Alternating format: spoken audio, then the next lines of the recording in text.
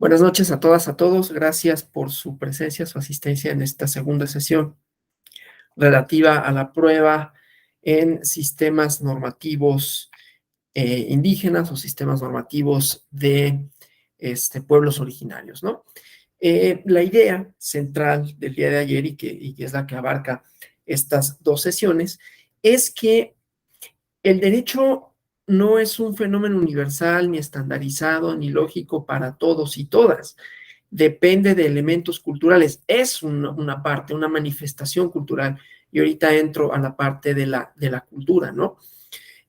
Por lo tanto, nosotros lo hemos entendido y lo hemos aprendido como una suerte de discurso racional que es independiente del espacio y del tiempo y que por lo tanto sus premisas, sus valores y sus componentes no importan en dónde se encuentren, son los mismos, ¿no? La idea del iusnaturalismo y del positivismo por igual es, por un lado, dilucidar sus componentes o explicar los porqués de la norma a partir de una serie de razones lógicas que, insisto, no dependen del tiempo y del espacio. Lo único que en todo caso dependería para quienes aceptan que hay una mediación entre el contenido normativo o los valores jurídicos o la filosofía del derecho y cómo se entiende, es que hay distintas sociedades que lo pueden positivizar, entender de distinta manera, pero el origen es el mismo, ¿no? Sean las respuestas iusnaturalistas teístas o sean las respuestas iusnaturalistas racionalistas en el sentido no teológico, que derivan de la razón y que la razón es universal, o las respuestas positivas que igualmente no se preocupan tanto por el elemento deóntico del derecho, no del deber ser, sino de lo que es, pero es un sistema de signos que más o menos sigue y persigue una lógica para la resolución de conflictos. De manera tal que prescinde, pues, de los componentes culturales que sí retoma la sociología, que sí retoma la antropología, ¿no? Que sí retoman algunas teorías críticas del derecho para decir el derecho en realidad es una cristalización de fenómenos culturales. Es un fenómeno cultural por sí mismo, ¿no? Y esto que nosotros entendemos no es que no sea derecho, es que justamente responde al horizonte cultural de Occidente, pero reconociendo que hay otras formas jurídicas posibles, otros valores jurídicos cognoscibles, entonces la tarea de juzgar ya no es meramente deductiva e interpretativa para todos por igual. Y entonces, en este caso, la prueba, ¿no? Se convierte no nada más en un medio para conocer hechos que sucedieron de una determinada manera, sino para conocer cuáles son los valores a partir de los cuales sucede un conflicto, ¿sí? A partir de los cuales se dilucidan elementos sociales que después permitirán al juzgador saber, ¿no? ¿Cuál es la naturaleza del problema? ¿Cuáles son las relaciones sociales que se están dando en ese lugar? Entonces, lo que vamos a ver y lo que hemos visto, y por eso comencé hablando del pluralismo jurídico como una teoría, como una forma de entender los fenómenos jurídicos ajenos a nuestros sistemas, ¿no? Ajenos a nuestra lógica, ajenos a nuestra epistemología inclusive, porque entonces, insisto, aquí la prueba no son solo medios para conocer cosas de manera directa, sino un medio para traducir, para proporcionarle al juzgador un marco hermenéutico para que pueda entender qué sucedió, ¿no? No solo saber qué pasó, sino entender cuáles son los componentes de aquello que sucedió.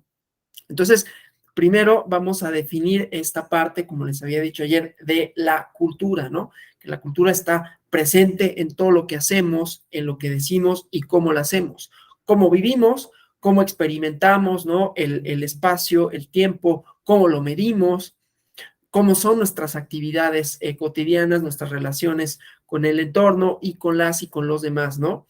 Y prácticas tales como la vestimenta, como el habla, como otro tipo, ¿no? De experiencias a las horas a las que comemos, cómo comemos, ¿no? Todo eso está manifiesto en la cultura. Pero para no monopolizar la palabra, voy a compartir primero un video, ¿no? ¿Qué es la cultura? no solamente como esta expresión artística que se transmite, que son formas artísticas, decía, ¿no? Expresiones de una sensibilidad y de una creatividad, sino prácticas. Entonces, voy a cerrar mi micrófono para no contaminar el sonido y comparto esta ventana, ¿no? Ay, no puedo cerrar mi micrófono, permítanme tantito.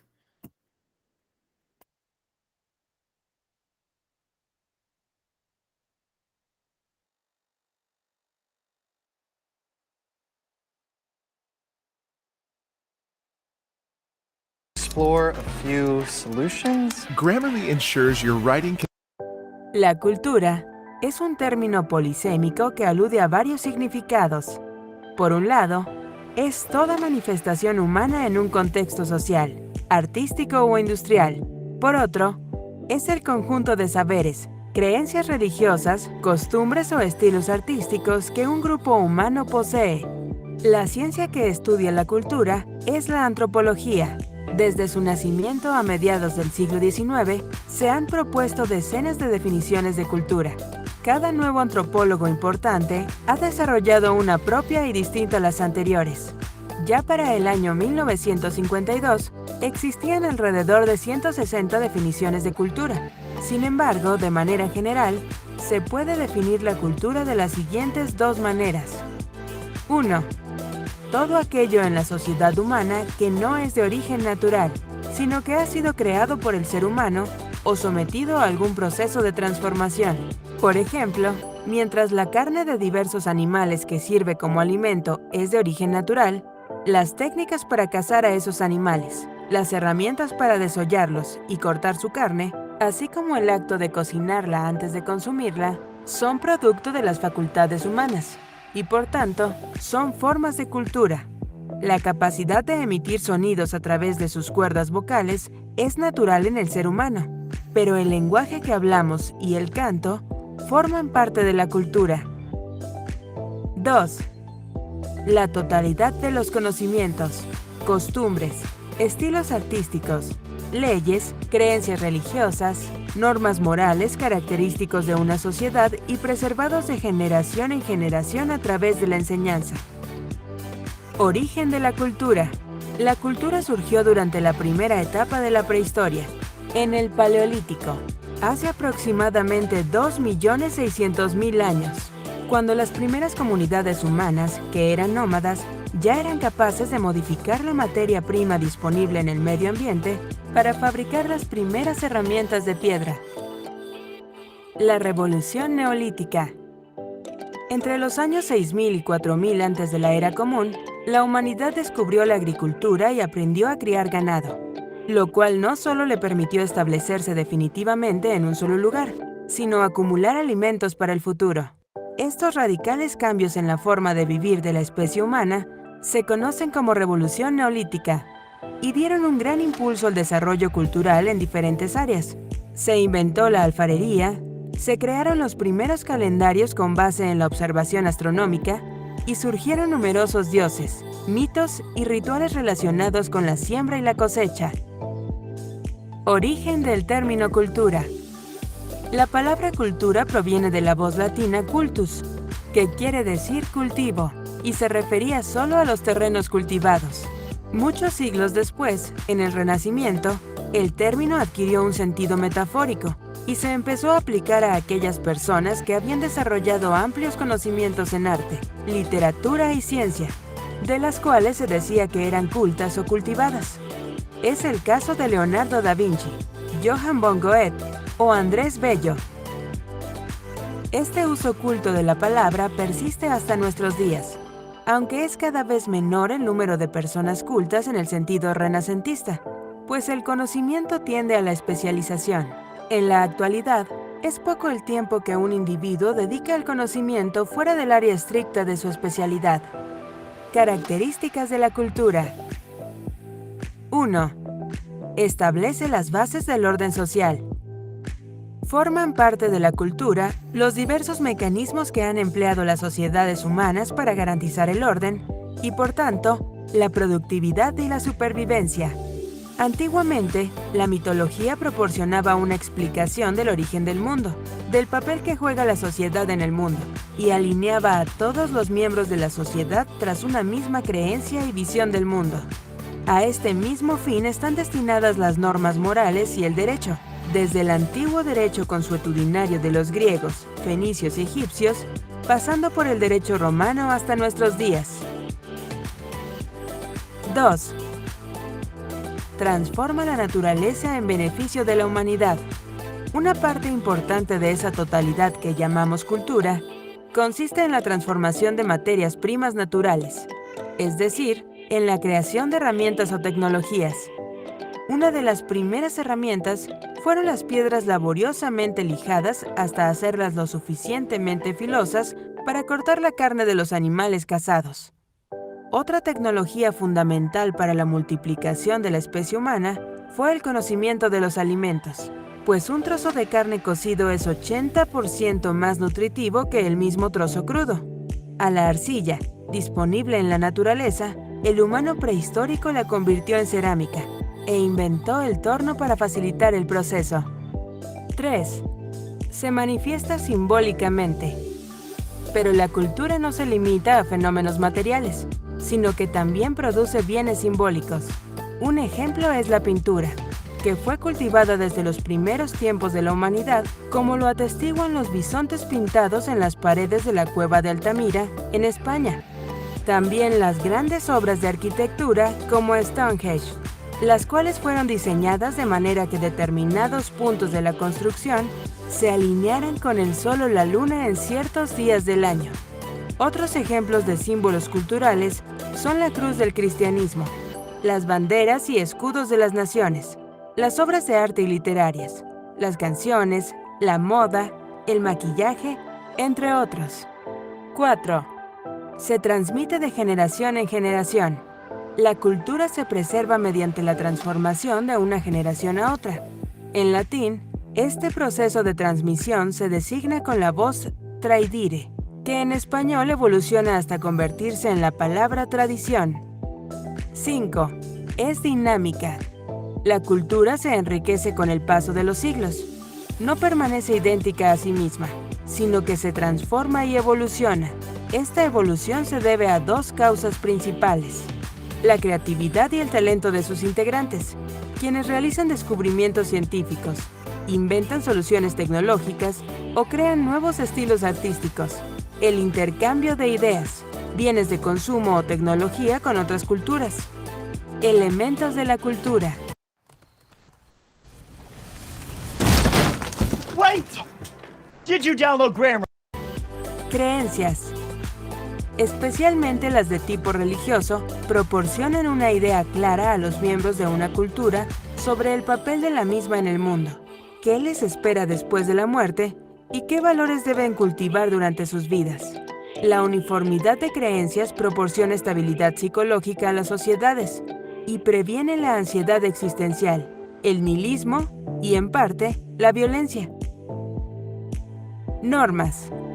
Las normas guían la conducta de los individuos, orientándolos acerca de qué está permitido hacer, qué no, y a cuáles sanciones está expuesto quien viole las normas de una cultura. Las normas garantizan un mínimo de orden social, el cual, a su vez, hace posible la productividad y la supervivencia. Costumbres. Son formas de conducta que la cultura, o una parte de ella, ha llevado a cabo reiteradamente durante siglos, sin que exista consenso explícito. En muchos casos, las costumbres que una cultura considera especialmente valiosas o importantes se convierten en una forma de derecho, es decir, un criterio con base en el cual resolver pleitos o disputas. Lenguaje. Los idiomas están entre los más importantes productos de la cultura. Cada cultura crea a lo largo de siglos su propia forma de comunicarse a través de las palabras. Si la cultura es lo suficientemente desarrollada, surge la necesidad de la escritura, y el idioma entonces se convierte en materia prima de la literatura.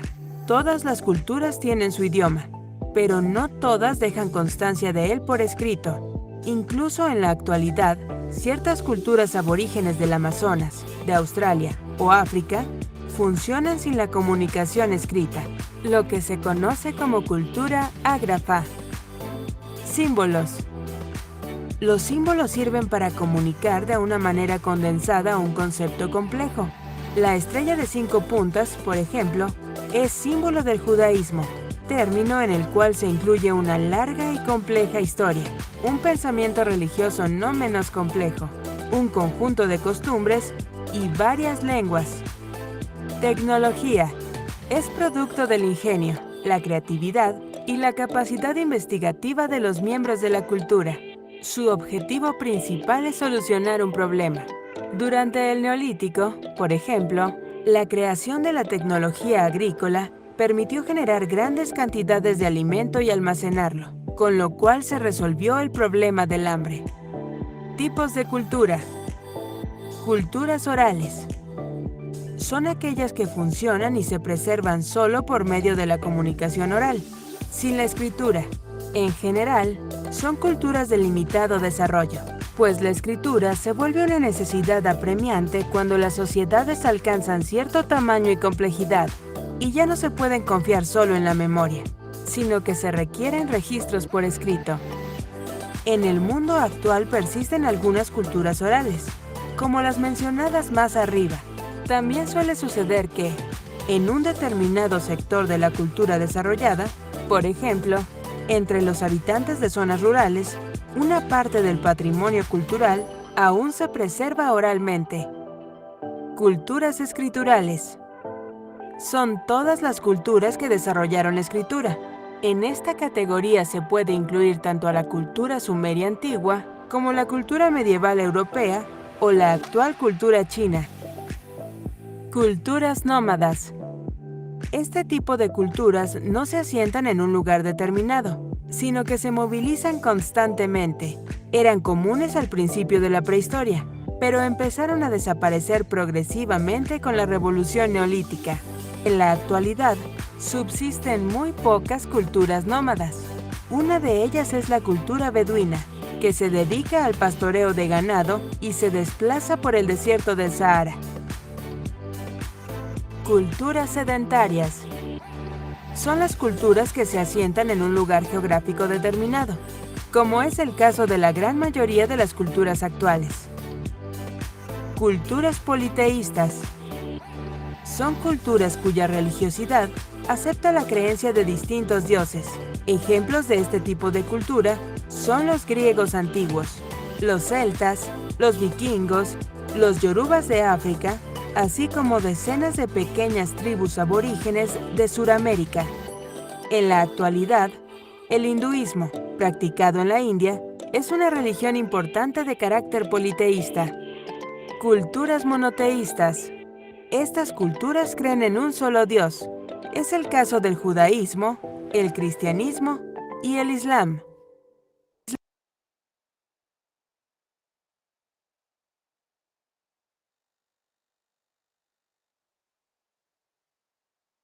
Ok, esto solo para decir, como había comentado ayer y hoy, digo ya con una definición un poquito más acabada y un tanto cuanto didáctica, ¿no? Lo importante, pues, es comprender que hay horizontes culturales distintos a la hora de juzgar, en el entendido que estamos en un estado pluricultural.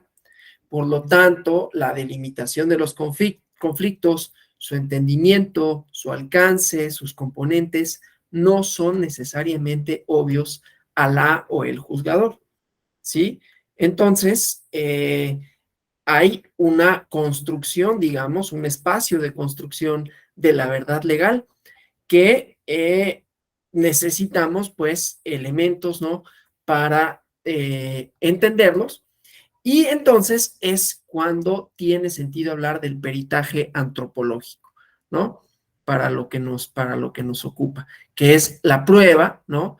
De la que se allegarán las y los juzgadores. Déjenme nada más ir a la presentación para poder entender los elementos culturales que están insertos en un momento determinado, ¿no? Entonces, bueno, ahorita voy a obviar esta presentación estas cuestiones relativas a aspectos probatorios propiamente, para hablar de esto y luego regresaré a estas otras cosas que tienen que ver con pruebas ya en situaciones de juicios en donde están inmiscuidos poblaciones originarias, ¿no? Entonces, voy a empezar por el dictamen antropológico, insisto, como una manera de proporcionar herramientas hermenéuticas para el juzgador sobre cuestiones que no son necesariamente evidentes, ¿no? Entonces, bueno, consideramos que, o se considera que las periciales que resultan de interés y de utilidad en las cuestiones que involucran a las poblaciones originarias, permítanme tantito porque ya perdí mi apunte, decía, ¿no? Entonces, consideramos pues que las periciales de este tipo son de interés y de utilidad en los procesos judiciales cuando involucran a personas o pueblos indígenas, ¿no? Y que el peritaje antropológico puede ser la pericial cultural y la pericial jurídico-antropológica, ¿no? Generalmente son subsumidas bajo el nombre de pericial antropológica, ¿no? Entonces, bueno, aquí, como vemos, déjenme avanzar en la lámina, ¿no? Tipos de peritajes, y entonces, bueno, los objetivos del peritaje antropológico que ya los había dado, ¿no? Y, como les decía, la distinción entre los peritajes culturales y los peritajes antropológicos. Y distinguirlos tiene sentido porque el peritaje cultural es una herramienta para cuando, por ejemplo, en los procesos penales, la conducta de una persona se puede explicar por el entorno cultural al que pertenece y permite ver desde la perspectiva cultural los hechos y las valoraciones que se hacen de los mismos. Y el peritaje jurídico-antropológico, lo teníamos en la lámina anterior, ¿no? Es la prueba idónea para que los sistemas normativos indígenas sean tomados en cuenta cuando se lleve a cabo un procedimiento jurídico donde los sistemas normativos indígenas difieren del derecho nacional, que es a lo que me voy a abocar, ¿no? O sea, no se trata de analizar y juzgar a un individuo solo por sus hábitos personales o a una comunidad, sino por ser sujeto, portador o relaciones sociales que portan una cultura creada y sostenida por un pueblo, por una colectividad, y por ende son sujetos de sistemas normativos propios, lo cual no quiere decir, y esto lo digo desde ahorita, ¿no?, que con ello se prescinda completamente del derecho nacional. Ya lo hemos dicho, la invocación que se hace al mismo y la preponderancia que puede tener la cuestión relativa a los derechos humanos, la igualdad de género, ¿no? Principios que a los que deben de adecuarse los sistemas normativos de los pueblos originarios, ¿no? Pero bueno, también advertir que no todos los y las indígenas involucradas en procesos judiciales requieren de peritajes culturales o jurídico-antropológicos. No todos los litigios están relacionados con circunstancias culturales o circunstancias normadas o institucionalizadas por la comunidad, ¿no? Y no todas las pruebas, cuando tienen que ver en la materia indígena, son solo la prueba intercultural o la prueba pericial antropológica. Por eso me brinqué unas láminas a las que voy a regresar al final, solo para decir, no es la única, pero esta nos permite dilucidar los elementos culturales cuando involucran procesos judiciales, en donde hay sistemas normativos que se confrontan, tanto en el objetivo como en las definiciones, como en las delimitaciones, como lo vamos a ver en el ejemplo que también vamos a analizar, y si nos va a dar tiempo, no diré. Bueno, entonces, la figura de el antropólogo, ¿no?, que dentro de sus opiniones, en los peritajes culturales, tiene que explicar puntualmente los contextos culturales, ¿no?, por los que una persona en un grupo indígena lleva a cabo determinadas conductas, ¿no? Lo doy como lo menciono, ¿no?, aunque no es el que nos atañe para efectos del derecho electoral necesariamente, a menos que se vinculase con algunas conductas prohibidas que puedan ser ilícitos para efectos de un procedimiento especial sancionador o que fueran delitos electorales, ¿no?, en donde hay un individuo que es juzgado por su conducta y sancionado por ella misma, pero que a lo mejor explicado dentro del contexto de valores en donde se desenvuelve, esa conducta podrá no ser sancionable. Pero los casos en realidad de los peritajes culturales son sobre todo para los derechos penales, ¿no? Para el derecho penal. Entonces ahí decía el antropólogo, dentro de sus opiniones, pues explica el contexto cultural por el cual una determinada conducta se lleva a cabo, ¿no? Y desde luego explicar por qué una determinada conducta desde el punto de vista legal de esa sociedad en la que se encuentra puede ser lícito, ¿no? A pesar de poner en peligro un bien jurídico tutelado, pero que desde la cosmovisión propia de las comunidades indígenas responden a una razón elemental de supervivencia, de formas sociales históricamente usuales o funcionales para asegurar la vida del grupo.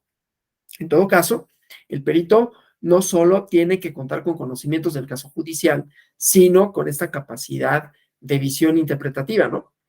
Para realizar el ejercicio de plantear la aplicación de la ley de una cultura a otra, ¿no? Para que pueda hacer entendibles para las y los actores del sistema judicial positivista los sistemas que norman las conductas en una comunidad indígena y su interrelación con las personas indígenas indiciadas en un proceso judicial. Entonces, el objeto del peritaje cultural es fundamentar, analizar, comentar de manera comparativa un hecho, ¿no? La costumbre, y traducirla de manera comparada, traducir las explicaciones de manera comparada de una cultura a otra, aclarar cuáles son las situaciones que se derivan dentro de una comunidad por el cumplimiento o incumplimiento en función del colectivo.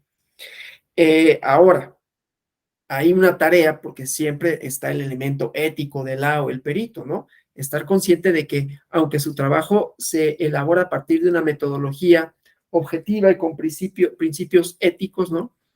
El sujeto, la persona que está sometida al proceso, está siendo juzgada por un procedimiento que se rige con parámetros que no son propios de su cultura y que el documento del peritaje es parte de ese sistema. O sea, finalmente el peritaje es un documento externo al propio sistema cultural del indígena. Trata de traducir, ¿no? De traducir, de poner en palabras o de tratar de explicar, de dilucidar cuáles son la cosmovisión indígena que podría explicar una conducta determinada, pero no deja de ser un sujeto ajeno, no deja de ser un documento ajeno a esa propia lógica, a la lógica sistémica, ¿no? De ese conglomerado social. Entonces, es preciso también decidir si el especialista sea un especialista, pues, un antropólogo propiamente, o si puede ser un perito práctico, ¿no? Una autoridad de la comunidad, que quizás podría tener mayores elementos para hablar de formas específicas de organización o de resolución de conflictos, ¿no? Una entrevista que pueda realizarse, en donde igualmente el método antropológico, ya les decía ayer, tiene como característica central la etnografía, ¿no? El diario de campo, te insertas en la comunidad y tomas nota de lo que ves, de lo que entiendes, pero también se basa en el diálogo. Es insertarte en una comunidad tal como si fueras parte de ella para poder entenderla y poder explicarla. Entonces también necesitas del diálogo y de la entrevista, ¿no?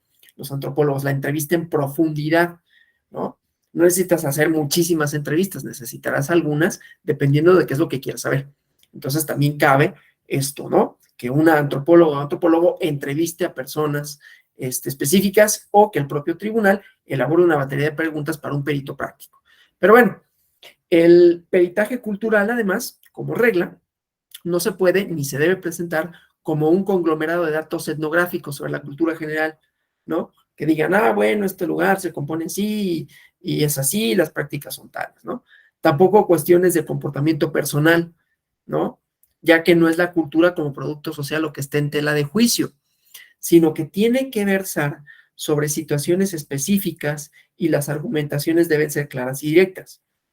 Y para conseguirlo, pues hay que contar con preguntas, como decía, que digan cuál es el motivo, que fijen el motivo de la investigación y la situación particular que se desea esclarecer, ¿no? Aquí, ahorita voy a regresar a la presentación, a las diapositivas anteriores, porque había o llegó a haber el peritaje de identidad, ¿no? Donde se pide al antropólogo acreditar la identidad o reconocer si alguien puede o no ser considerado indígena. Desde luego, este tipo de preguntas tienen conflictos éticos, ¿no? Primero, porque puede presuponer una forma de discriminación y porque aún se pudiera contar con la capacidad teórica para determinar y dar un sí o no como respuesta, esto implicaría, ¿no?, establecer fenotipos de quiénes son o no indígenas. Entonces, en este sentido, podría ser pertinente si existiera dudas de su pertinencia a un pueblo indígena después de que un individuo se haya declarado como perteneciente. La realidad nos dice que la mayoría de este tipo de peritajes es resultado de interpretaciones erróneas por parte de los funcionarios de la administración pública sobre el papel que cumple la antropología en función de los derechos de los indígenas. Entonces, el objetivo no es definir la pertenencia a la identidad, sino aportar la explicación, una actitud de una persona bajo la comprensión de la cultura de su colectivo, ¿sí? Entonces, estas limitantes, y ahorita vemos en realidad cuál es el criterio probatorio y qué efectos probatorios tiene esto de la identidad, ¿no? Déjenme ir a la presentación para regresar a esta parte, ¿sí? Entonces, en vez de fijarnos, ¿no? O sea, no todo es, como decía, la antropología para dilucidar qué es y qué no es lo indígena, sino cuáles son los aspectos culturales que en un sistema normativo dado, en circunstancias de posible colisión entre ellos, puedan traducir, ¿no?, los valores que están en juego, las conductas, los sistemas para la representación y así sucesivamente, ¿sí? Y entonces tenemos a la autoadscripción, que es el medio, digamos, principal para acreditar que una persona es o no perteneciente a una comunidad específica, ¿sí?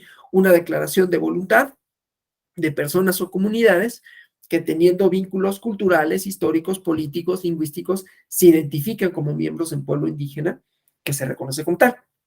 Claro, esto es un primer elemento probatorio, ¿no? O sea, yo no tengo, no yo pues, pero una persona que se identificase como propio de un pueblo, de una comunidad indígena, no tiene que aportar medios para convencer al la o el juzgador de que pertenece, y basta su declaración. Te autoadscribes como perteneciente. Eso no quiere decir que no haya malos usos. Y entonces la consecuencia para efectos probatorios es que reviertes la carga de la prueba, ¿no? Entonces tendrán que probar de distintas maneras quien niegue que tienes esa condición, justamente que no cuentas con esas características, que insisto, no son características físicas, ¿no? No se dilucida de esa manera. En todo caso, son de pertenencia simbólica, que la comunidad me considere como tal. Entonces, en la reversión de la carga de la prueba, por ejemplo, si una persona se adscribe como indígena y digo, yo soy para todos los efectos, y entonces accede a una candidatura por tal motivo, y hay fraude a la ley por esa razón, entonces sea el partido político contrario, o sea la propia comunidad, de decir, no es parte de nuestro grupo, ¿no? Y ahí habrá declaraciones, habrá posiblemente, podrá dictarse un dictamen cultural antropológico, porque estamos hablando de conductas individuales, ¿sí? Entonces, esa parte. Pero, primero, pues basta con que te identifiques, te autoadscribas como indígena, como integrante de la comunidad, ¿no? Y esto decía, permítanme porque tengo un mensaje y siempre los reviso nada más para ver si son, no. Es que luego me llegan mensajes y que son comunicaciones de, oye, no te escuches o no se ve, porque luego pues pasa esto, ¿no? Perdón por la distracción. Entonces esto, ¿no? Una declaración por parte de una persona física o moral, pública, privada, cuando manifiesta lo contrario, cuando les niega la calidad de indígenas, tiene que aportar los medios de prueba para demostrar tal acto, que pueden ser variados, entre los cuales incluimos a la prueba pericial, ¿no? Esto regreso después, pero bueno, esto era lo que me interesaba con relación a la prueba cultural, la declaración de autoadscripción, y no caer en el equívoco de, para pensar que una persona es perteneciente a una comunidad indígena, hay que hacer una prueba pericial, porque no ese es el objetivo, ¿no? Entonces, estos elementos que decía éticos a los cuales se enfrenta la o el antropólogo, ¿no? Entonces, bueno, voy a avanzar aquí en la presentación para hablar del dictamen jurídico antropológico, ¿no? Entonces, bueno, otra cosa que igual atañe a esto es considerar a la identidad indígena como resultado, seguimos con la identidad, del aislamiento geográfico, de la situación económica precaria, o sea, reforzar una serie de estereotipos, ¿no? Del nivel educativo, ¿no? Y estas situaciones no se deben de formalizar porque las ciencias sociales han mostrado que la identidad, como la cultura, es algo más complejo, lo vimos, ¿no? Como una serie de características atribuidas generalmente por agentes externos, por eso ayer hablé de algunos libros, ¿no? Que hacen una representación de cómo ven al otro, a la otra, ¿no? Como si fuera una cosa extraña, ajena, está el corazón de las tinieblas, ¿no? Bueno, fue muy, muy criticado en su momento Rudyard Kipling, ¿no? Un tipo, pues, racista y casi que se preciaba de ello, ¿no? Esta cosa que después Disney retoma en el libro de la selva para hacer otra cosa un poquito más romantizada. No digo con esto que no se deba de leer, sino mirarlo con esa lente, ¿no? De todas las atribuciones, el mito del buen salvaje, ¿no? Todas las atribuciones que se hacen a una cultura que se desconoce y que es a partir de eso que se establecen una serie de parámetros para decir qué es y qué no es, ¿sí? Entonces, pues, llevar a cabo esta labor, ¿no? De la identidad y llegar a consideración a partir de criterios culturales no es fácil, ¿no? El sistema nacional positivista está sostenido por estas cuestiones etnocentristas y de valoraciones evolucionistas que permean en la conciencia colectiva. Entonces, a largo plazo, el peritaje busca ayudar en la transformación de los paradigmas existentes, ¿no? En la sociedad, en los medios judiciales, para valorar las culturas, ¿no? Entonces, es útil, pues, para estos casos, por ejemplo, ¿no? En la reversión de la carga de la prueba puede ser, pero no ex ante, ¿no? No para decir si alguien pertenece o no, porque dijimos, está el criterio de autoadscripción, que en todo caso el único efecto procesal que tiene en términos probatorios es revertir la carga de la prueba. Bueno, y vamos al peritaje jurídico antropológico, que sirve para relacionar conductas, prácticas con el sistema normativo interno de la comunidad a la que se pertenece, ¿no? Permite efectuar saltos cualitativos en la argumentación, ¿no? La argumentación jurídica entonces ya no se centra en condiciones propias del individuo o de la comunidad, sino en la práctica, ¿sí? Entonces es un instrumento fundamental para conocer, para entender lo normativo en las comunidades indígenas, porque de esta manera objetiva lo jurídico, ¿no? Inmerso en las relaciones sociales de las comunidades indígenas.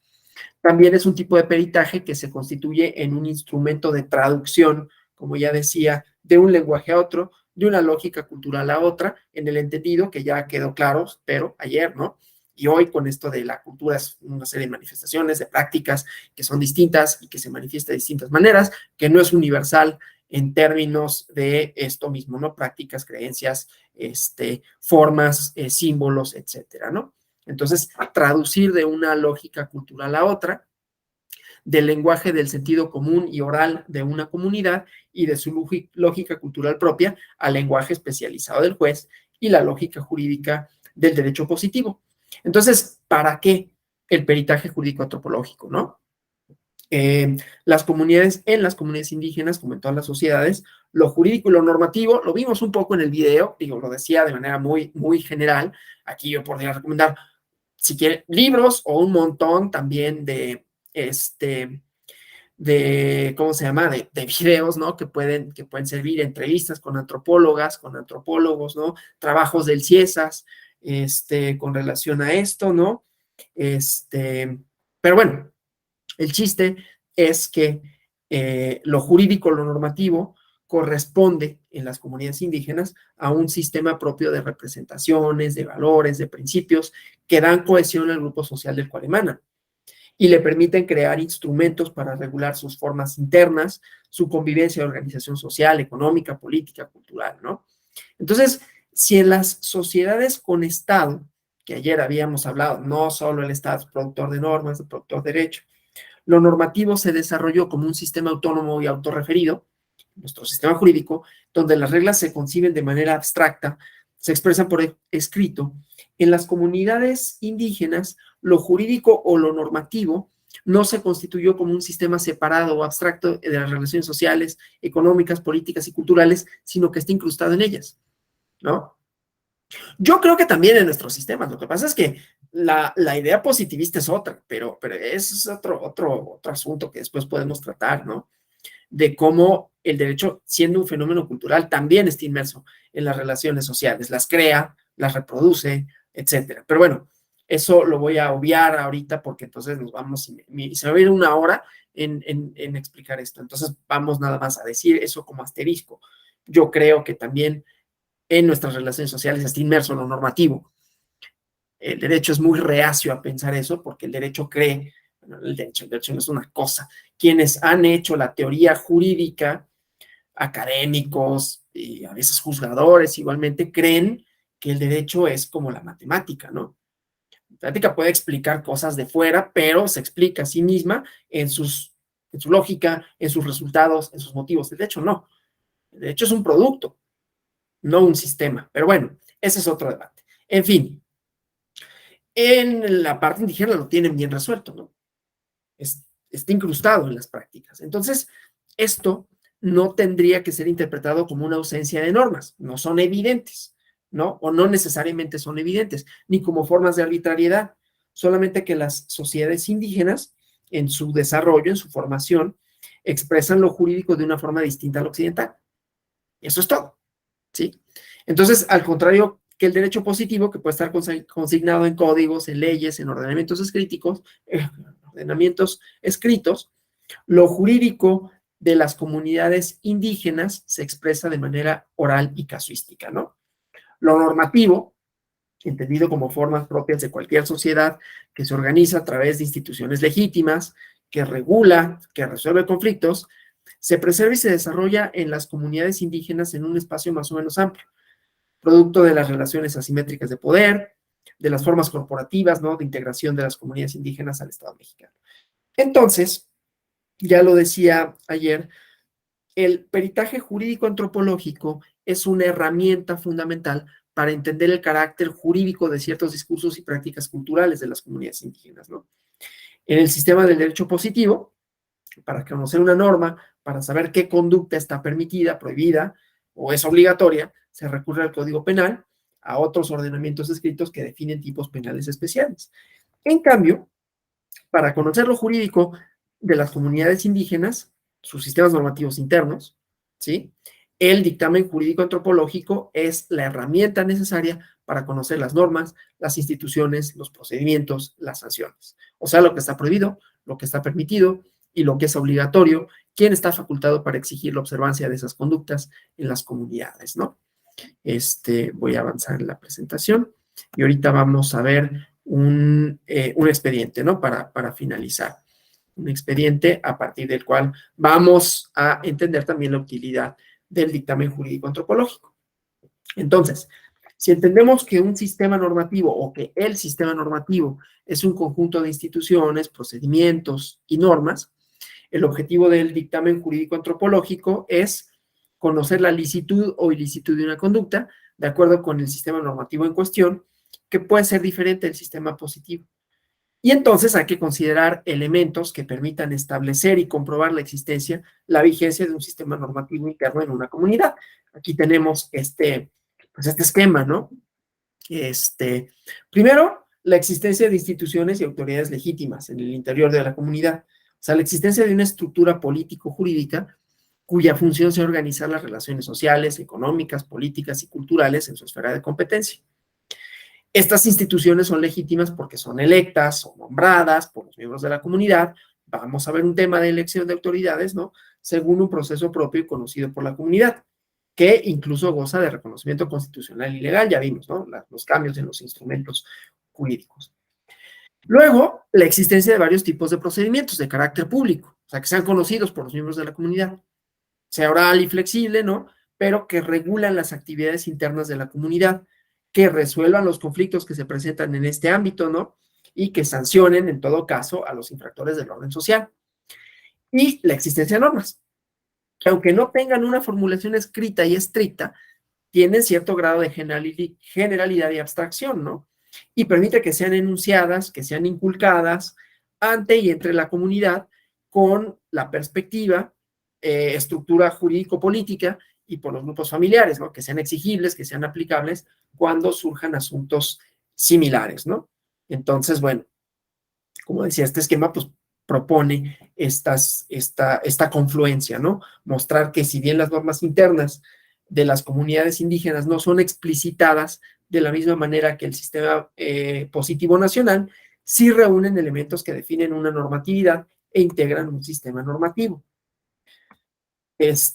Los valores, los principios, creencias y cosmogonía son los elementos que conforman la cultura del grupo indígena. La forma en que se conciben, ¿no? Que le dan sentido, razón de ser al pueblo. Esta cultura se aterriza, por decirlo de alguna manera, en la comunidad y da lugar a prácticas e instituciones propias. Algunas prácticas, por su carácter reiterado, ¿no? Por carácter de costumbre y adecuado a las situaciones en las cuales se dan, se vuelven normas de comportamiento. No es tan automático, ¿no? Pero bueno, es un esquema.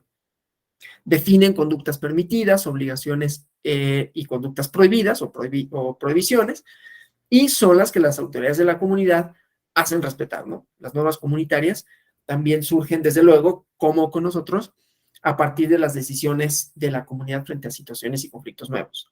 Pero entonces este conjunto de instituciones, autoridades, normas y procedimientos que conforma el sistema normativo indígena se encuentra, como todos los sistemas normativos, sustentado por la finalidad de permitir la reproducción social y cultural de la comunidad, ¿no? Perdón que de repente estén viendo que yo volteo hacia otro lado, que es donde tengo notas, ¿no? Tengo notas aquí, tengo notas acá, y luego es un desastre, pero así me acomodo yo. Bueno, entonces, no es que no los vea o que me esté distrayendo con algo, sino que estoy volteando a mis otros apuntes, ¿no? Bueno, entonces, ya casi vamos a ver el expediente, ¿no? El análisis. Nada más quería ver, ya no nos quedan diapositivas, pero todavía me interesa decir algo más con relación a los dictámenes antropológicos antes de pasar al expediente que nos va a ocupar unos 30, 40 minutos, ¿no? En México, al igual que en los demás países de América Latina, ¿no? La cultura jurídica ha estado dominada de forma amplia, aunque no exclusiva, por el sistema escrito. En cambio, la mayor parte de las sociedades indígenas experimentan formas de comunicación, incluyendo formas de hacer justicia, de resolver los conflictos, ¿no? Que están fundadas sobre la oralidad. Esta oralidad se explica tanto en el plano estrictamente jurídico, ¿no? Las normas y los modelos que se inculcan a través de discursos, como el plano judicial, ¿no? Donde los conflictos se resuelven mediante la discusión y la palabra, el discurso, ¿no? Este carácter oral de lo jurídico en las comunidades indígenas representa, desde luego, desafíos para la documentación del sistema normativo indígena.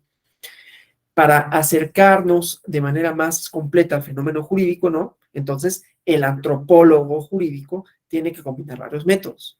El análisis institucional, la observación de las conductas en la sociedad estudiada, es decir, cuando hablamos de análisis institucional, las formas manifiestas y explícitas de las relaciones sociales y jurídicas, y que esto permita demostrar cuáles son las instituciones, vemos aquí el diagrama, ¿no? Cuáles son las instituciones que existen en la comunidad, qué funciones cumplen, pero este análisis nada más podría llevar a resultados parciales, ¿no? Para el estudio de sociedades donde predomina lo oral y las formas casuísticas de resolver conflictos. Entonces, hay que combinarlo con la observación de los comportamientos que sostienen, junto con las representaciones, ¿no? El derecho de las sociedades indígenas, o sea, los elementos culturales, ¿sí? Entonces, todas las sociedades, cada una a su manera, dividen los hechos sociales entre lo justo y lo injusto a través de procesos de juridificación o de judicialización o de la elaboración de lo sacro y lo profano, según Durkheim, ¿no? Y lo hacen de manera explícita en los discursos y de manera implícita en los comportamientos, ¿no? Y esto define la frontera entre las conductas que cada sociedad admite y las que rechaza, situaciones en las que lo hace, ¿no? Y también, para efectos de lo que vamos a ver, quiénes pertenecen y quiénes no a una comunidad determinada. Entonces, pues, en el dictamen antropológico hay que considerar también la visión de lo justo y lo injusto, ¿no? Que depende del lugar que ocupan los individuos en la jerarquía social. Entonces hay que determinar la jerarquía de los grupos, poderes, valores, ¿no? Por otro lado, ¿no? El derecho concierne solo a los hechos sociales que los diversos grupos consideran como esenciales para la reproducción de la vida social en los planos biológico, ecológico, ideológico, ¿no? Y observar los comportamientos jurídicos, situarlos en relación con los discursos y las representaciones y presenciar sus modalidades de interacción, ¿no? Entonces, hay que describir comportamientos también para tener una mejor interpretación de las instituciones. Y a partir de estos elementos, el antropólogo jurídico, la antropóloga jurídica, explica el sistema normativo de una comunidad indígena, lo traduce de la lógica nativa a la lógica cultural con que el jurista occidental categoriza lo jurídico. Es importante, lo vamos a ver. Peritaje, cuándo se ofrece, quién lo ofrece y por qué se ofrece, ¿no? En el caso que vamos a ver, porque es posible, ¿no?, que se dicte como una medida para mejor proveer, ¿no?, como una prueba que no fue ofrecida por alguna de las partes, pero que sea necesaria para conocer la naturaleza de una controversia. Y aquí voy a hacer alusión a un criterio que tiene que ver con juzgar con perspectiva intercultural. Entonces, nada más voy a eso, ¿no?, para que podamos continuar con esto y con el análisis de la prueba, ¿no? Entonces, permítanme nada más para abrir los archivos correspondientes. Y entonces, primero, antes de ver este caso, ¿no?, es un recurso de revisión 68/2020, me interesa la idea de la interculturalidad, ¿no? Entonces, ¿qué significa juzgar con perspectiva intercultural? Y con ello va a darnos la pauta para ordenar, ya sea porque no se ofreció o porque es necesaria, ¿no? O sea, como digo, un peritaje, normalmente la idea es que una de las partes lo ofrece para tener mejores elementos, ¿no? Y saben que el valor probatorio de los peritajes sigue el sistema de valoración, no es prueba tasada, ¿no?, sino que es una libre valoración basada en las máximas de la experiencia, y entonces el valor depende de otras circunstancias y de otras pruebas. Entonces puede ser eso, o puede ser que tenga este componente de juzgar con perspectiva intercultural para conocer lo que ya habíamos hablado. Entonces déjenme pasarles aquí la jurisprudencia y después entramos al análisis del recurso de revisión correspondiente, ¿no? Entonces, esto, ¿no? ¿Qué significa y cuáles son los elementos mínimos para la aplicación de la perspectiva intercultural en materia electoral? Aquí el marco jurídico al que ya hice alusión ayer, ¿no? La Constitución en el artículo 2, el artículo 169 el convenio 169 de la Organización Internacional del Trabajo sobre Pueblos Indígenas y Tribales, declaraciones de Naciones Unidas, ¿no?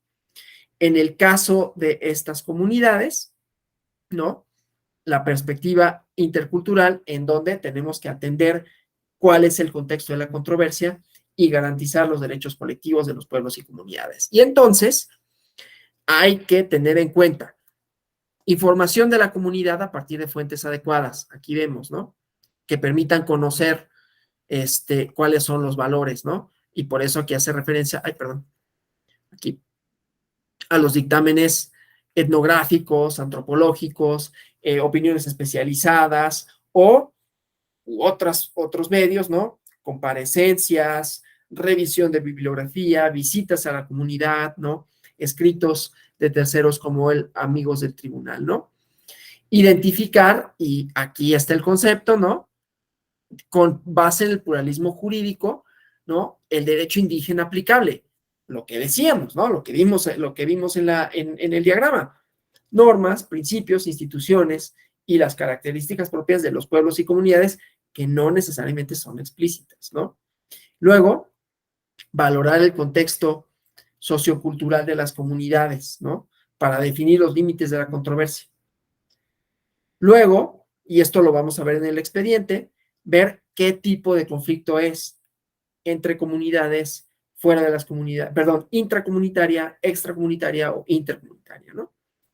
Y que se resuelva, fíjense, en la medida de lo posible por las propias autoridades y comunidades, privilegiando el consenso comunitario y por lo tanto que el Estado intervenga lo menos posible, incluidas las autoridades jurisdiccionales. Por eso decía ayer que se imbrican, ¿no?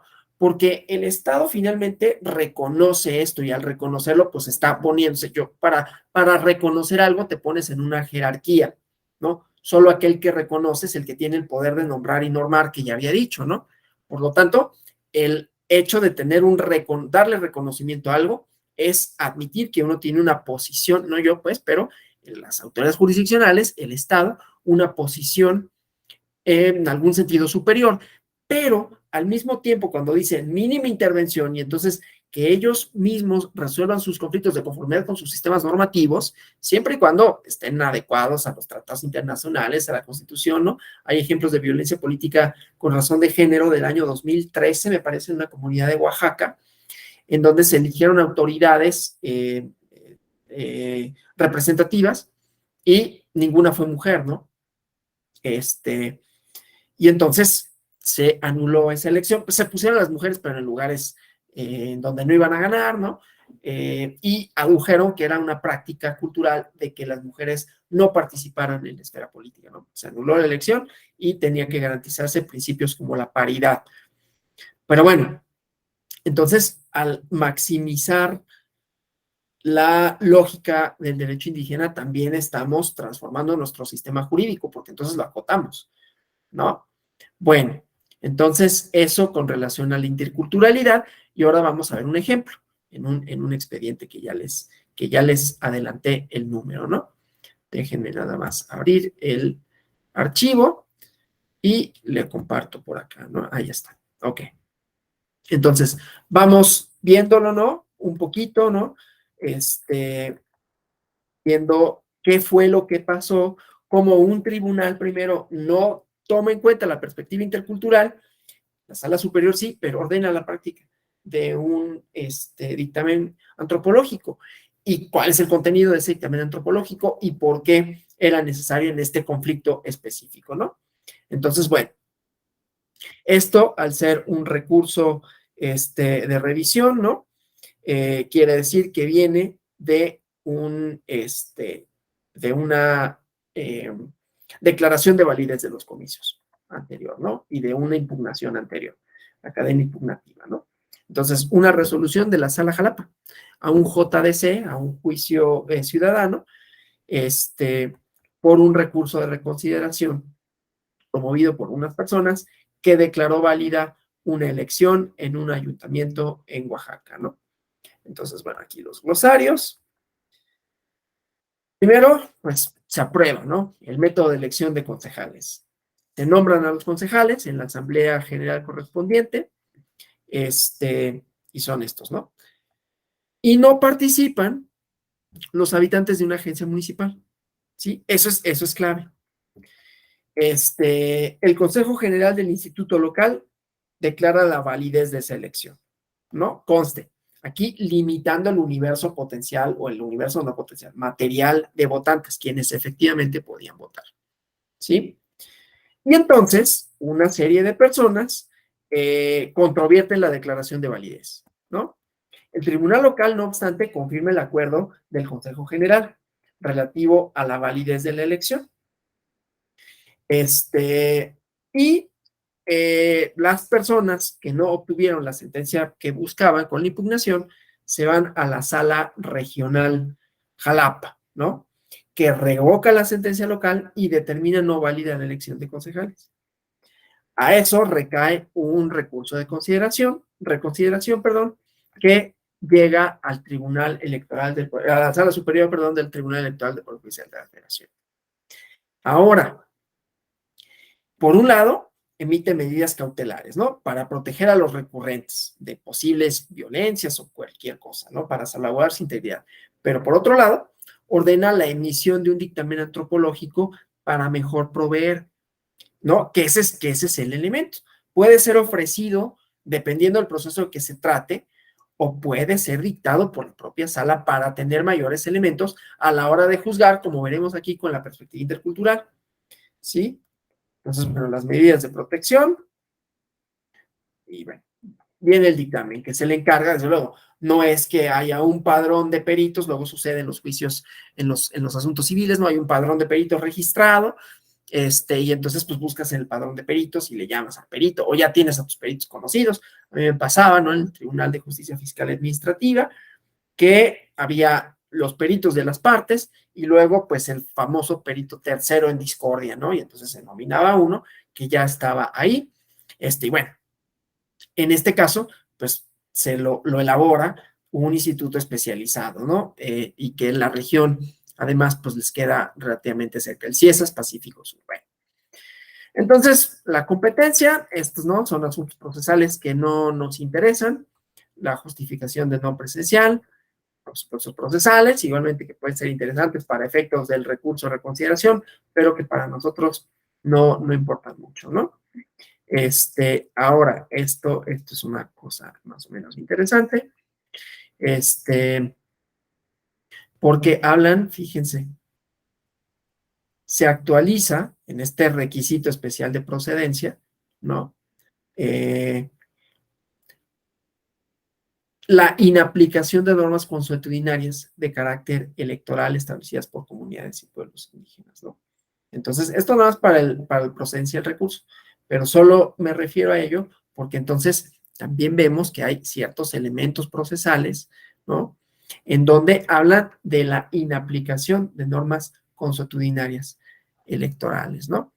Ya veremos esta parte, ¿no?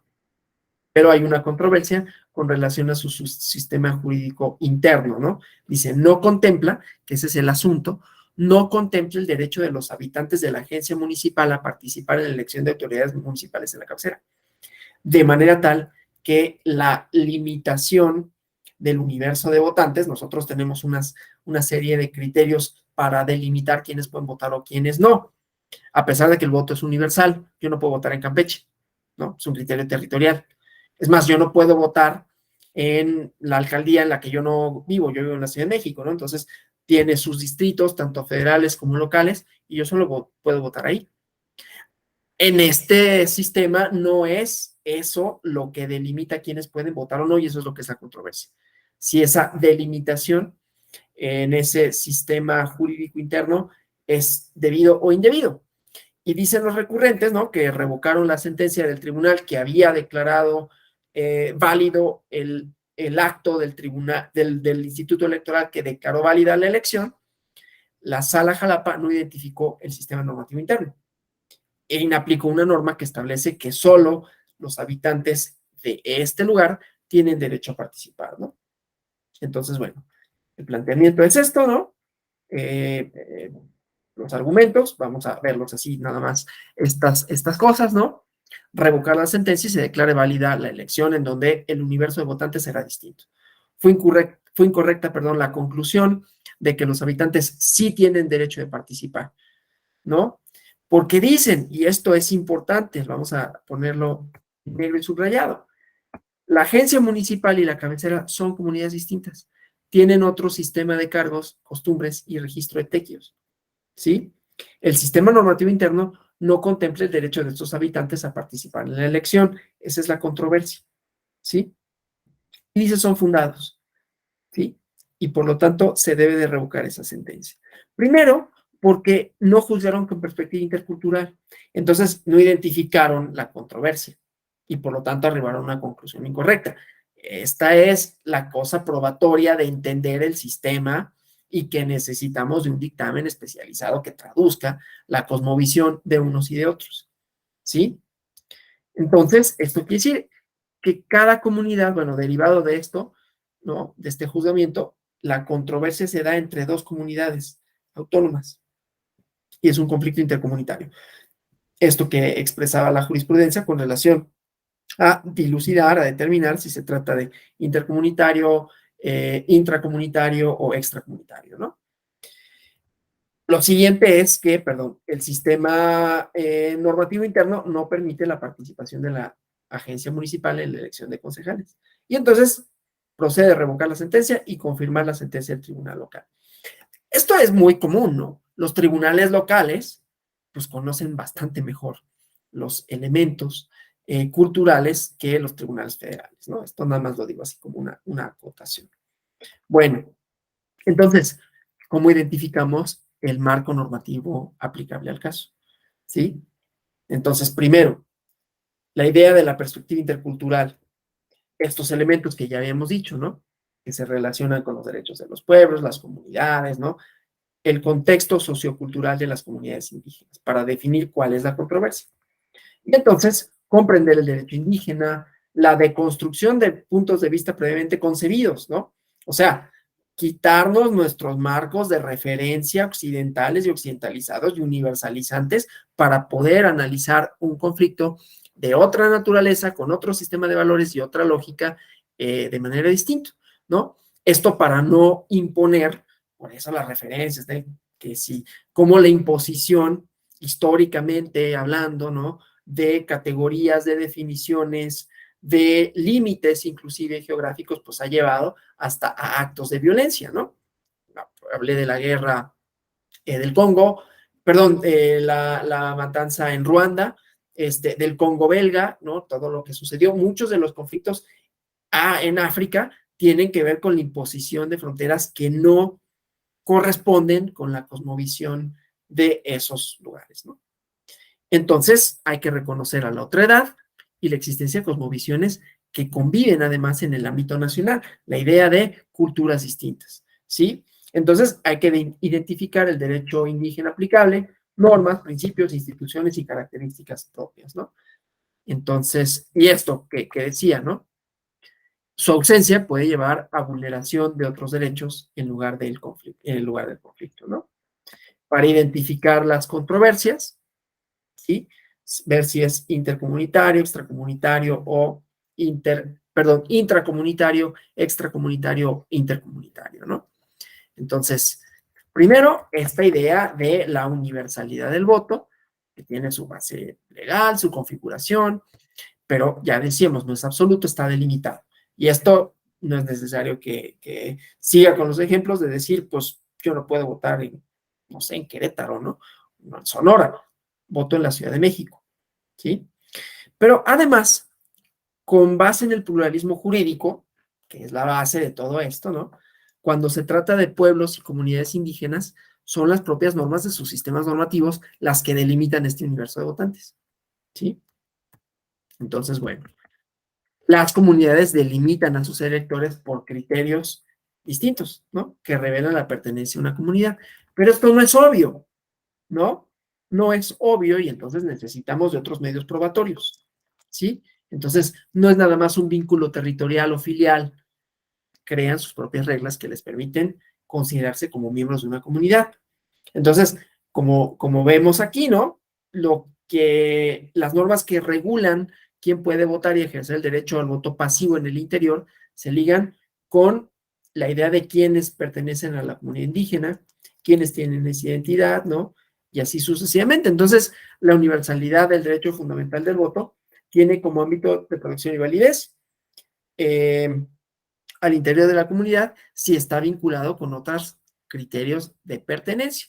Entonces, se protege que, o bueno, más bien la universalidad del voto abarca a aquellos que pertenezcan a la comunidad, ¿sí? Entonces, el reconocimiento también de la asamblea comunitaria como máxima autoridad y que es quien expresa la libre determinación y la autonomía, ¿no? Aquí, la Asamblea General Comunitaria es la máxima autoridad indígena y esto, ¿no? Y ellas son quienes deciden quiénes son las personas que ejercen los cargos de la autoridad. Ahora, esto es en el dictamen antropológico, es lo que permite dilucidar, lo que permite ver y entonces arribar a una conclusión. Si las comunidades de la cabecera y de la agencia tienen un sentido de identidad común o no, si son autónomas e independientes en una elección de sus autoridades comunitarias, ¿sí? Entonces, se valoran las documentales por un lado y el dictamen antropológico por el otro. Que seamos, el valor probatorio del dictamen, en todo caso, es indiciario, ¿no? es una guía, y se tendrá que relacionar con otros medios probatorios, pero bueno, entonces, las comunidades Santiago Yucuyachi y Santa Rosa de Juárez son comunidades distintas, aunque pertenecen al mismo municipio, por eso digo, no es el criterio que uno impone desde fuera, se consideran parte del pueblo mixteco, pero son dos unidades políticas distintas, con historia e identidad colectiva paralela, diferenciada, con visiones y relaciones distintas con su territorio, ¿sí? Entonces, aquí están las matrices, ¿no? Entonces, en Santiago, Yucuyachi y en Santa Rosa de Juárez, la relación con el territorio, que se acuerdan que habíamos dicho ayer, las diferencias entre tierra y territorio. Entonces, si hay bienes comunales o cuáles son los tipos de propiedad, ¿sí? Y en Santa Rosa de Juárez y en Santiago Yucuyachi hay distintas cosas, ¿no? Y relaciones distintas. Y como conclusión, los terrenos, comunidades ejidales, materia de conflicto por sus límites, no existen, ¿no? Las labores de aprovechamiento se desarrollan independiente en cada comunidad. La relación con el territorio, la tenencia de la tierra y su aprovechamiento es distinto. Festividades religiosas, también como componentes culturales, ¿no? Las mayordomías, que en este caso son 15 en una comunidad y en otra 2, ¿sí? Y esas festividades igualmente son independientes en cada comunidad. No hay un vínculo identitario en dichas celebraciones. Inclusive, vean acá, tiene santos patronos distintos, ¿no? Santiago Apóstol y Santa Rosa de Lima, ¿sí? Entonces, son elementos de diferenciación para ver si son comunidades iguales o no, y si por lo tanto la limitación del sufragio fue debida o no. Pero son elementos, otra vez, que no son obvios, porque ya decíamos, lo jurídico en estos sistemas normativos está inserto en las prácticas, ¿sí? Y entonces dilucidarlo no es un ejercicio, digamos, de interpretación lógico-jurídica como la entendemos, ¿no? Ahora, en cuanto a sus sistemas normativos internos, entonces aquí la distribución de las autoridades, los cargos comunitarios, y lo mismo, son distintos e independientes una y la otra. Y aquí, igualmente, las directrices, digo, no las leo para efectos, pues les va a aburrir, ¿no? Si estoy repitiendo lo que pueden ustedes observar. Y bueno, pues finalmente está el número del expediente. Esto nada más para ver cómo en el dictamen antropológico no era, como vimos, ¿no? En lo que comentaba, no son nada más los datos etnográficos, se ubica tal y la población es tal, numéricamente son tales, y tantos hombres, tantas mujeres, hablan tal idioma, ¿no? Mixteco, que se compone de unos fonemas, pues esos datos no sirven para nada. Bueno, pueden servir para un estudio de otra índole, pero aquí lo que necesitamos es dilucidar diferencias entre comunidades. Y si existen esas diferencias, y si esas diferencias también en su sistema de instituciones y autoridades son distintos, entonces vamos a determinar que se trata de dos comunidades diferentes. Y por lo tanto, válidamente una puede excluir a la otra del sistema de cargos y representaciones. ¿Sí? Pero aquí todos los elementos, ¿no? Que corresponden, por qué se dice que son diferentes o no. Las elecciones y quienes participan. En ambas solo participan,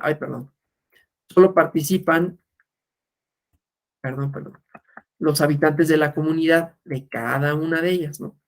Sus avecindadas y los originarios de la misma, ¿no? Que residan fuera de ella, pero no se permite la participación de los habitantes de la agencia en las elecciones de la cabecera y viceversa. Son comunidades diferentes.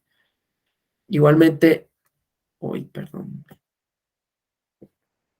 igualmente la participación política de las mujeres, ¿no? Que también son elementos de diferenciación, ¿no? Reticencia en un lado y considerable en el otro, relativamente antigua. Entonces, es más abierta y común en la agencia, como conclusión, que en la cabecera. Entonces, lo que vemos es que son autónomas la una de la otra. No era obvio, si solo lo veíamos con nuestra lente de occidentalizada, ¿no? Entonces, es intercomunitario, porque en el municipio, a pesar de que la división territorial es un municipio, pero hay dos comunidades indígenas diferenciadas, cada una de ellas con sus procesos de articulación normativa y dinámicas sociales. Entonces son autónomas y tienen su propio sistema normativo interno. Entonces la conclusión a la que llegó, la sala regional, cuando estimó que se actualizaba esta vulneración al principio de universalidad del sufragio, que se restringió el derecho de votar y ser votada en la ciudadanía de la agencia, es erróneo, porque la perspectiva intercultural, el contexto comunitario y el principio de universalidad del voto tiene un ámbito de aplicación solo con relación a la comunidad respecto a las personas que pertenecen a ella, ¿sí?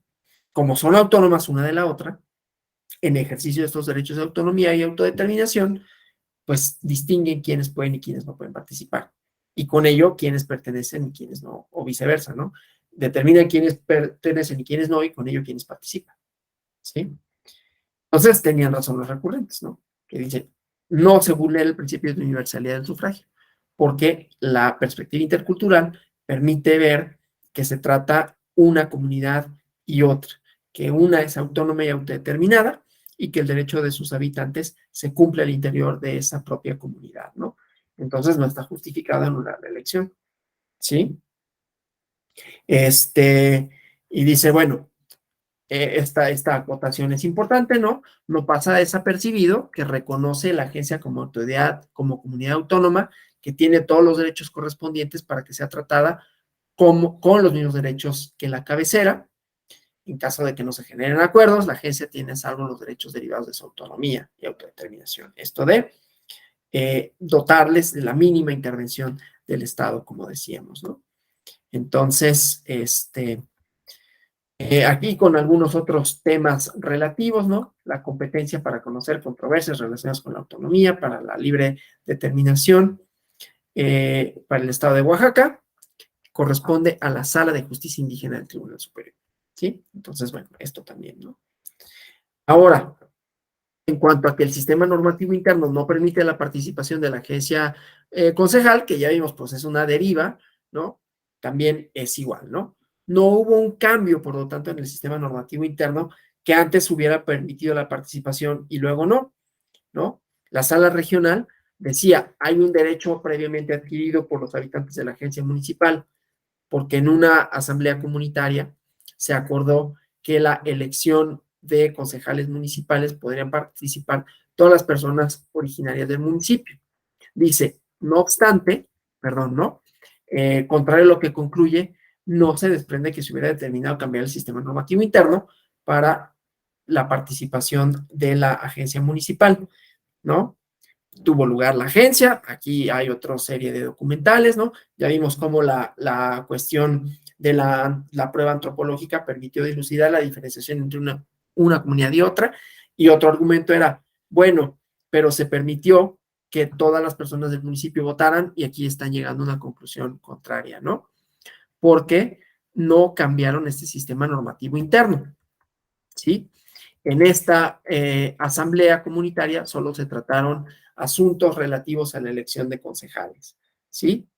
Se aprobó que para esa elección quedará abierta la participación de las personas originarias del municipio, para lo cual es necesario extender una invitación a todos los ciudadanos, y para esa elección se extendió, etcétera, ¿no? Dice, en esta asamblea no se aprobó cambiar el sistema normativo interno para permitir la participación de la agencia municipal.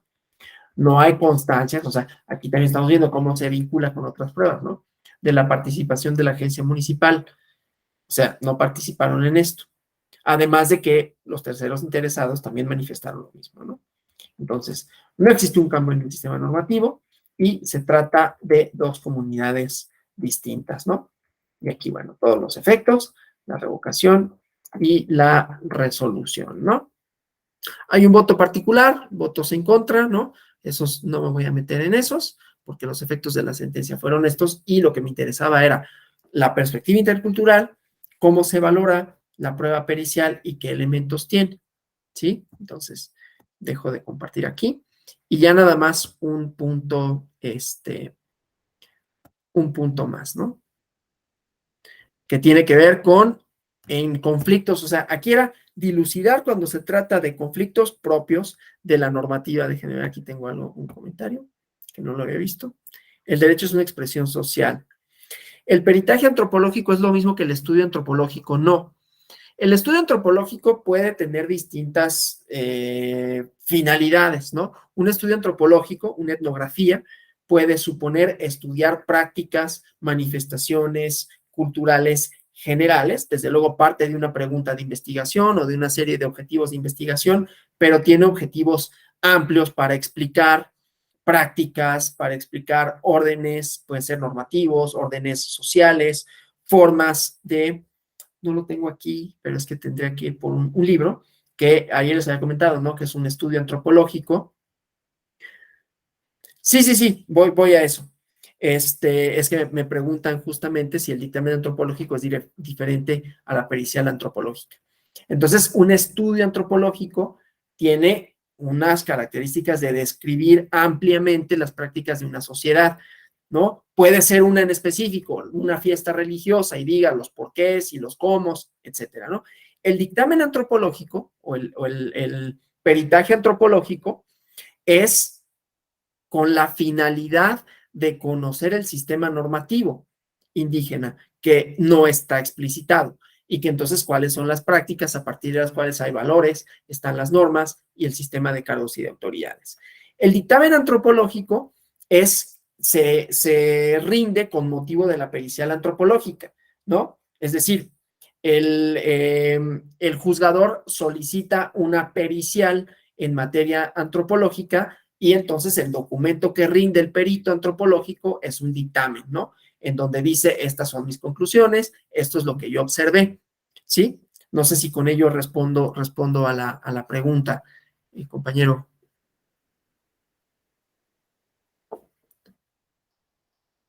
Ok, perfecto. Decía, vamos a ya criterios que tienen que ver ya no solo determinar un conflicto normativo, sino cuando el Estado sí, porque decíamos, no para todos los casos. La idea es que la mayoría de los asuntos indígenas se resuelvan de conformidad con sus sistemas normativos. Cuando interviene el Estado, se tratará de privilegiar que ese sistema normativo persista. Y para eso conocer valores, costumbres, todo para no imponer categorías que no son propias de ellos, como puede ser la delimitación geográfica o los porqués de la delimitación de quienes pueden participar o no, de conformidad con nuestras propias categorías, ¿no? Pero también puede haber asuntos que se ventilen en tribunales o estos mismos asuntos que se ventilan en tribunales y que las formalidades de los procedimientos y de la rendición y desahogo de pruebas supongan un obstáculo para las comunidades. Entonces ya nada más vemos un criterio con relación a esto y ya terminamos, ¿no? Entonces, ¿esta? Sí. Ok. A ver si es el que quiero que se vea así. Entonces, flexibilizar las formalidades de las pruebas, ¿no? Igualmente, entendiendo que los juicios de materia indígena, ¿no? Las formalidades se tienen que analizar de manera flexible, ¿no? Perdón. Y que sean conforme a la sana crítica, inclusive la admisión de las pruebas, ¿no? Y la valoración de estas, ¿no? Las máximas de la experiencia para que todos y cada uno de estos medios de prueba se analicen atendiendo a características específicas y entonces el valor probatorio que se le da, ¿no? Si no se cumplen formalismos legales, ¿no? Que pueden ser expresiones, que puede ser lenguaje, que pueden ser, ¿no? Algunas cuestiones técnicas, pues esto tendrá que ser valorado si no se alcanza, si no está al alcance del valor del oferente. Muchos, por ejemplo, pueden tener problemas de entender el idioma español, ¿no? Eso los pone en una situación de desventaja. Entonces, también, o las preguntas que se les manifiestan, ¿no? En un idioma o en una serie de tecnicismos que no les son propios, ¿no? Entonces, compensar y tener en cuenta situaciones de desigualdad y desventaja procesal que tienen, ¿no? Entonces, se flexibiliza la interpretación, se flexibilizan los medios probatorios, tanto en su admisión como en su valoración, ¿no? Entonces, aplican, digamos, reglas distintas, ¿no? Bueno, eso con relación a los sistemas, ¿no? Al poder jurídico, a los sistemas normativos, a las pruebas que se rinden. Y ahora, pues, quedo para ver si hay alguna pregunta, comentario que deseen formular. con relación a esto, a lo expuesto ayer, hoy. Sí, Daniel Ulises, por favor. Buenas tardes a todas, todos, maestro. Me surgieron algunas inquietudes con lo que nos ha explicado desde ayer y el día de hoy. ¿Sí me escuchan? Sí. Veía ahí en la resolución que nos comparte y nos expone que habla de un dictamen que solicita medidas de protección y la emisión, o ordena la emisión de un dictamen. Y mi pregunta es como un poquito técnica en tema de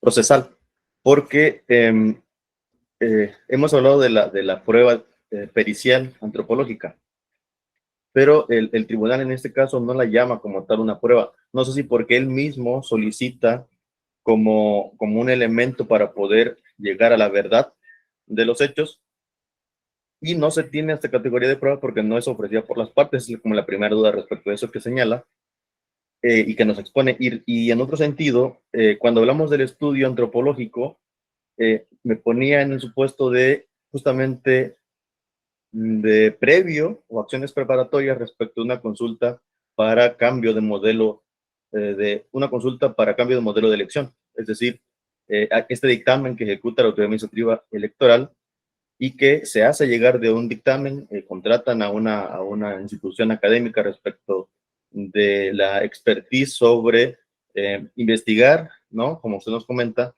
que vayan al lugar y hagan toda la investigación, entrevistas y todo lo que puedan recolectar, tanto documental como empíricamente, y que en este caso, este elemento de estudio es como el trascendental para poder definir por la autoridad administrativa electoral ya en un dictamen que se hace, que se construye y que se define para determinar la existencia o no de sistemas normativos propios en determinada comunidad, y posteriormente pues hacer la consulta y todo lo que después conlleve hasta finalizar quizás en un autogobierno indígena. Entonces, ¿cómo pudiera explicarnos esta parte, esto que comento del estudio, pero ya basado en un sistema normativo o en la posibilidad de una consulta? Me refiero a la primera pregunta. Es una diligencia para mejor proveer, efectivamente, ¿no? El dictamen antropológico ahí sirve porque como no había un juzgamiento con perspectiva intercultural, y no nada más es decir, bueno, juzgué con perspectiva intercultural, porque para juzgar con perspectiva intercultural tengo que tener los elementos de conocimiento necesarios, y eso solo me los da o un dictamen antropológico. No vimos en la jurisprudencia que pueden ser varios, fuentes bibliográficas, entrevistas, visitas al sitio, ¿no? Y así sucesivamente, para que podamos entender el conflicto de qué se trata, su naturaleza y su sistema de valores. Entonces, aunque técnicamente no se le denominó prueba, tiene los efectos de prueba, porque finalmente es lo que permite reconocer el tipo de conflicto, ¿no? Y diferenciar a una comunidad de otra y entonces arribar a una conclusión. Las pruebas, como ustedes saben, ¿no?, que lo han visto a lo largo de este diplomado, son razones que aportan sea las partes o que se allegan al juzgador para tener un mejor entendimiento de los hechos y poder arribar a una conclusión. La conclusión aquí era si había sido válido excluir a una comunidad de otra, y entonces se ordena este medio, ¿no?, de conocimiento como una diligencia para mejor proveer, ¿no? Pero que tiene efectos de prueba, porque es lo que finalmente permite conocer las razones. Lo segundo, no estoy seguro de haber entendido exactamente, porque el segundo punto que toca la sentencia tenía que ver con la asamblea comunitaria.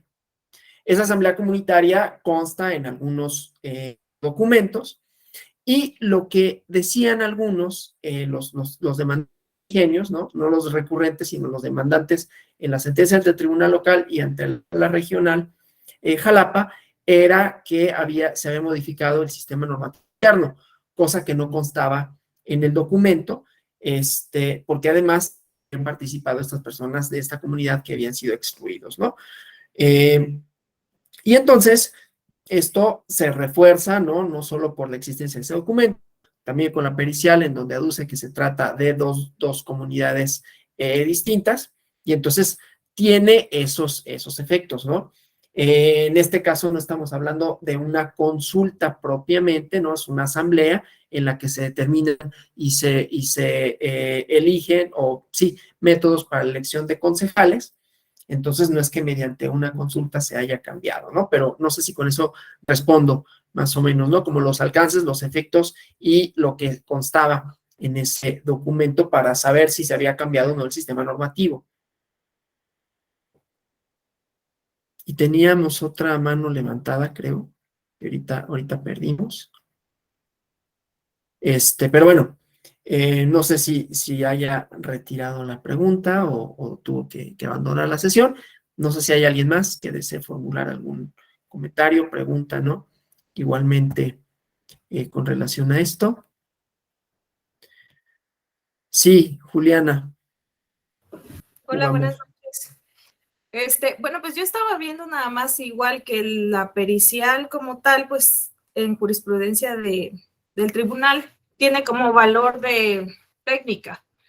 Pero pues aquí yo creo que por ser el dictamen y diligencia para mejor proveer fue lo fundamental para resolver el asunto. Y nada más que ya con esto veo que sí han cambiado los criterios de asuntos de sistemas normativos, porque antes sí, al participar la comunidad, tenían que estar, bueno, lo que resolvió la Sala Jalapa, que tenía que participar todas las agencias. Ya con esto como que sí cambia todo esto de sistemas normativos. ¿Y qué quería preguntar también? Ah, bueno, pues habrá veces que los peritos no puedan entrar a las comunidades, porque no siempre es fácil como que puedan hacer sus estudios y preguntar, porque también la gente está como ciscada, ¿no? Y un comentario extra, a mí una vez me tocó ir como a un evento de personas que venían de comunidades indígenas, y yo les pregunté, bueno, ¿qué es lo que ustedes buscan? No sé, o quieren, porque es difícil, como decía ayer, entender. Y pues se enojaron. Se enojaron porque pues no, o sea, ni me entendieron ellos a mí, ni yo a ellos. Entonces ahí acabó y seguimos con la conferencia y todo, pero pues sí es difícil, es un tema complicado. Nada más eso quería. Sí, sin duda, sin duda. Por eso, o sea, el dictamen antropológico quizás es la manera más evidente, ¿no? Y más desconocida en todo caso para nosotras y nosotros en términos de probatorio procesales, ¿no? Pero pues vimos, ¿no? Que en la perspectiva intercultural se admitían otro tipo de razones, tales como revisión bibliográfica, tales como un informe in situ, tales como amigos de la corte, tales como entrevistas, ¿no? Que desde luego el antropológico también contempla la posibilidad de, bueno, es también dentro de la metodología de la antropología la entrevista fundamental, ¿no? Claro, te enfrentas a otras restricciones de índole material, ¿no? Pero bueno, por eso habrá en algunos casos, o dependiendo del caso, algunos otros medios para llegarse a esas razones para llegar a una conclusión, ¿no? No sé y gracias por la participación, por la precisión. Aquí lo que cambia, sobre todo, es el reconocimiento que se hace del sistema normativo interno como el legítimo para delimitar, en este caso específico, el derecho al voto, ¿no? Y que no sea otro criterio, como puede ser esto de la legislación o de la geografía municipal, que tendería a construir el universo de votantes de una manera distinta a como las propias comunidades lo entienden, ¿no?